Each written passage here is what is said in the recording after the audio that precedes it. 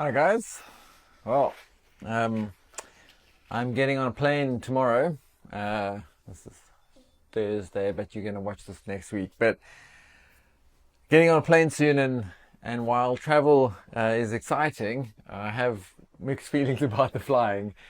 And I always quite look forward to that moment when the pilot says, "Okay, everyone, pack away your tray tables.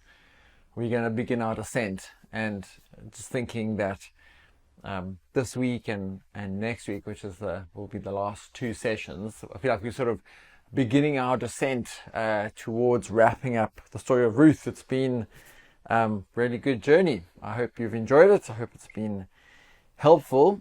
And so we get to Ruth chapter 4 today, and we're going to do right through 1 till 12 and leave the last couple of verses for final week, final reflections. I want to look at today's passage in two parts, really. One, we're going to just look at the act of redemption and the nature of the Redeemer. And the second part will then be the consequence of redemption. There are some pretty intriguing blessings spoken over Boaz at the end of this passage. And we're going to look at what those are and why they've been included in the story. So let's read from beginning of chapter 4. Meanwhile, Boaz went to the town gate, and he sat down there just as the guardian redeemer he had mentioned came along. Boaz said, "Hey, come over here, my friend. Sit down." And so he went and sat down. This is the guy who's the closest relative of Naomi's, who's first in line to redeem them. Boaz took 10 of the elders and said, "Sit here," and they did so. And then he said to the guardian redeemer, "Naomi, who's come back from Moab, is selling a piece of land that belonged to our relative Elimelech. I thought I should bring the matter to your attention and suggest that you buy it in the presence of those seated here, and in the presence of the elders of my people. If you will redeem it, do so. But if you will not, tell me so that I will know. For no one has the right to do it except you, but I am next in line." "I will redeem it," the man said. And then Boaz said, "On the day you buy the land from Naomi, you also acquire Ruth the Moabite." You wonder if he slipped that in just to... she's a Moabite. She is the dead man's widow in order to maintain the name of the dead man's property. At this, the guardian redeemer said, "Well, then I cannot redeem it because I might endanger my own estate. You redeem it yourself. I cannot do it." Now, in earlier times in Israel, for the redemption and transfer of property to become final, one party took off his sandal, gave it to the other. This was the method of legalizing the transaction in Israel. And so the guardian redeemer said to Boaz, "Buy it yourself." And he removed his sandal. Then Boaz announced to the elders and the people, "Today you are witnesses that I have bought from Naomi all the property of Elimelech and Kilion and Mahlon. I have also acquired Ruth the Moabite, Mahlon's widow, as my wife, in order to maintain the name of the dead with his property, so that his name will not disappear from among his family or from his hometown. Today you are witnesses." Verse 11, here are the blessings. The elders and all the people at the gate said, "We are witnesses. May the Lord make the woman who is coming into your home like Rachel and Leah, who together built up the family of Israel." Second one, may you have standing in Ephrathah and be famous in Bethlehem. And thirdly, through the offspring the Lord gives you by this young woman, may your family be like that of Perez, whom Tamar bore to Judah. What is going on in those blessings? But we will discover that. So, we know from last week that there was this expectation that the nearest of kin redeem a widow or an impoverished family so that land and lineage can continue for their family. But, by the response in today's passage, it becomes evident that this was a sacrificial act, or there were certainly circumstances like the addition of Ruth to the equation and that make this a big ask. Not everyone is up to the task of redemption. If the guy had redeemed the land and taken Ruth as a wife, and then Ruth bore a child, that child would not have the new guy's name. He would keep Mahlon's name, and he would actually be entitled to the land that had been redeemed. And so the guy would effectively lose the land. And so that redemption becomes quite a sacrificial act. You are effectively simply raising another man's children, and you don't stand to gain materially from it. That's why redemption is an act of honor. And it's also why people were shamed in the event that they did not take up the responsibility. Redemption comes at a cost, and not all redeemers are up to the task. Boaz, on the other hand, has embraced Ruth, and despite the costs involved, he is eager to redeem Ruth and the land. His posture is self-giving love. And that points us towards the love that Jesus expresses to us. John writes in the other popular 3 verse 16 passage, 1 John 3:16 says, "This is how we know what love is. That Jesus Christ laid down his life for us, and we ought to lay down our lives for our brothers and sisters." Boaz embodies that kind of sacrificial love in his redemption of Ruth. It's not just about him being attracted to her or appreciating her integrity. It's actually sacrificial in nature. He risks his future wealth and estate out of his love for this lady. I wanted to just hover on that thought for a moment. We always want to keep one eye on our own lives and be as practical as possible, not just get caught up in the mystique of Old Testament storytelling. I want to ask the question, Scripture is like a mirror to us. We read these stories. Some of these things are not new concepts, but it is moments for reflection for us to say, well, who am I relying on for my redemption, for my future hope, for my satisfaction and fulfillment in life? And are they up to the task?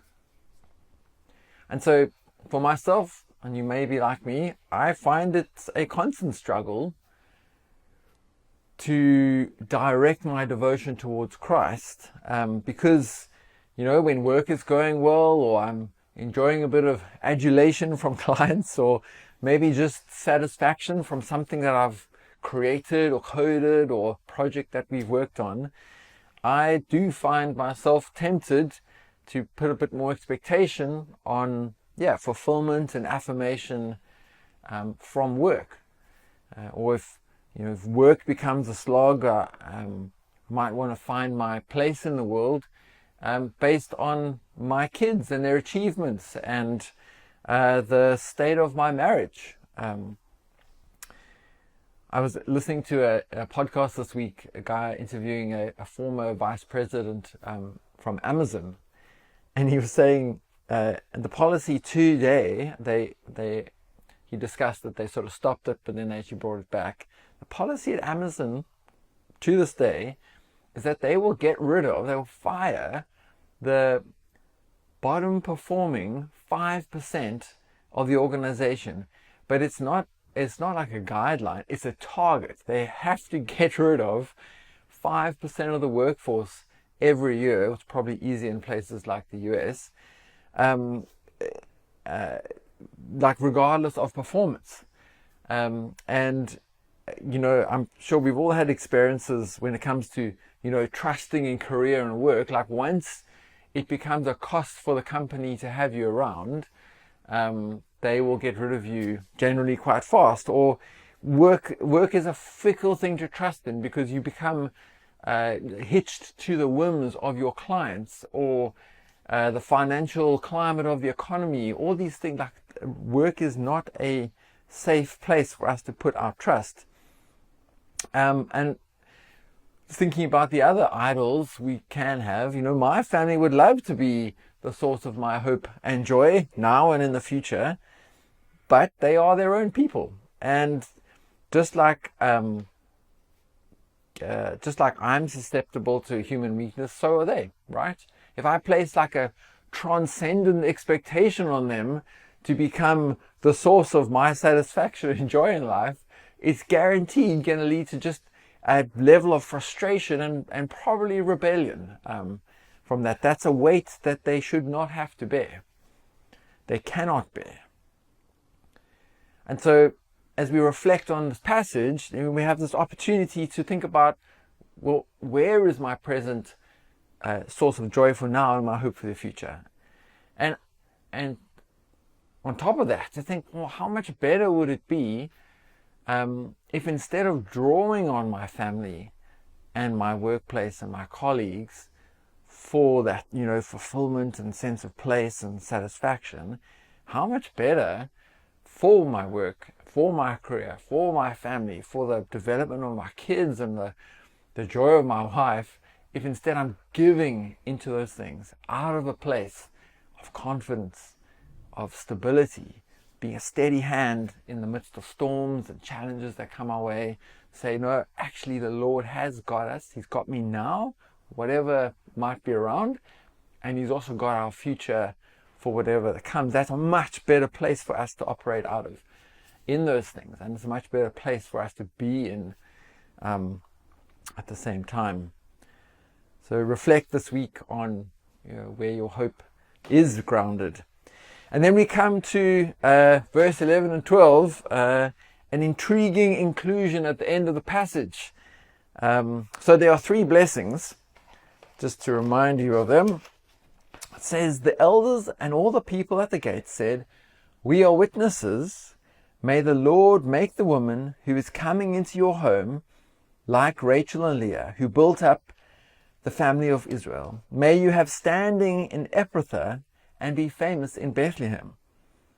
Through the offspring the Lord gives you by this young woman, may your family be like that of Perez, whom Tamar bore to Judah. So, recognizing that the story was penned a long time ago, long after the real events played out, these blessings, I think, are really a hint at the outcomes or the consequences of Boaz's redemption. They've signposts to us as we read that predict but also remind us, given the benefit of hindsight, of the consequence of Boaz's act of self-sacrificing love for Ruth and Naomi. So let's look at them a bit more closely. So the first blessing, that as Ruth becomes part of this new family and is grafted into the people of God, that just like Rachel and Leah, she would contribute to the strengthening of God's people and be used by God for His purposes, right? Just like Rachel and Leah, they become part of Jacob's family, and then they contribute the 12 heads of the tribes of Israel. Outsiders to insiders, but then able to contribute. And then secondly, second blessing, may you become famous throughout Israel and have standing in Ephrathah. I think one question today will be how to pronounce the word Ephrathah. The blessing here is a celebration of Boaz's kindness, right? So Boaz's act of kindness contributes to his esteem in the community. His honorable character is on display, and they're celebrating that in the moment, saying, you've done what the other guy was unwilling to do, and because of that, you're going to be honored. The third is a bit of a left field reference. So Tamar was also a widow, and if you read the story, and I encourage you to read it because it's wild, she absolutely lunges for the bank. Like last week we talked about Ruth and Naomi, and this moment they kind of tempted to try and help the providence of God along. Tamar just goes all in. She lunges for the bank, and I would stress that, like, her when you come to these passages, I mean, her behavior, she pretends to be a temple prostitute, gets Judah to sleep with her and becomes pregnant, and then bears a son, which continues the line. So it's a wild story. I'll include it in the readings. But yet, despite her sin, her brokenness, her lunging, she still somehow gets grafted into the lineage that then produces Boaz and David and Jesus.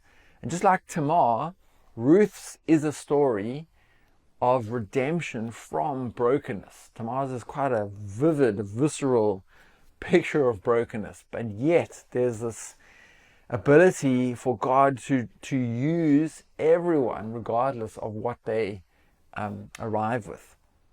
And so if we think about ourselves in the context of these blessings, and in the context of Jesus' great sacrifice for us, just like Ruth and Rachel and Leah before her, we've been grafted into the people of God. We were outsiders, but through Christ's sacrifice, we become insiders. And we embrace this new identity. And then we have an extraordinary opportunity as sons and daughters to strengthen the people of God with the gifts and the talents that He's placed in us. We don't just change our identity, we actually able then to strengthen the church and to contribute to it. And like Ruth and Tamar before her, we come with all sorts of baggage as well. Lunges, sin, bad decision, patchy track records of faithfulness. And yet somehow all of that is absorbed by Christ on the cross, and we get to be that story of redemption from brokenness. And finally, just like Boaz is made much of because of his act of honor and redemption, Christ is glorified through our restoration. When our families and friends are confronted by our new natures, our humility, generosity, holy living that they're maybe unaccustomed to in our lives, or maybe they've just always looked to, if you've been a Christian for a long time, always looked to and gone, man, that guy's living with purpose. I just see so much patience in that woman. Where does it come from? It becomes a billboard, as long as we let them know it's important to us. It becomes a billboard for the glory of God at work in our lives, as a sign to the people around us. And just like the people celebrate, wow, we celebrate Boaz's character, people then have a chance to celebrate God's character when they see the change happening in our lives. So let's wrap up. Ruth's redemption is the climax of the story. Just like our coming to faith is inevitably a big highlight in our own lives, but I think the nod here with these blessings at the end is to suggest that there is more to come, and there is a much bigger picture through which to view this story, as we know. And I think that's the thing that we need to really take hold of in both hands in our own lives. I think, like, coming to faith really important, being part of a Christian community is really important, but it doesn't end there. And actually, when we come together as a church, we come with something in our hands that we then able to strengthen and contribute and join the bigger narrative playing out, just like Ruth and Naomi do. Ruth and Naomi come to God broken. They have this need. Naomi's bitter. Ruth's probably pretty bitter as well. But through their redemption, they're actually enlisted by God into His plan for His future providence, not just for them, but in a much wider setting that we all benefit from. And so I'm just reflecting on our season as a church. You know, we came together with a need for connection maybe for a community to raise our kids in, maybe with a level of frustration to going like, man, faith is receding in public life. Like, I've got this need. I need you to fulfill it, Lord. And then as we do, as we came together, there is a sense, I think, in which first we get transformed, like Ruth and Naomi are transformed. But then as a church, we get enlisted into the church. We realize there's something in our hands that we bring to the party. We can strengthen. We can be a story of brokenness to redemption. And together we can move out into the valley with our ministry to our friends and family here, but also through friends and partners around the world, we actually get to support and encourage and contribute to the advance of the gospel, just like Ruth's story contributes to this much bigger kind of cosmic narrative of redemption. We've got to see with that perspective. We miss out so much if we don't. Okay, let's end it there for today.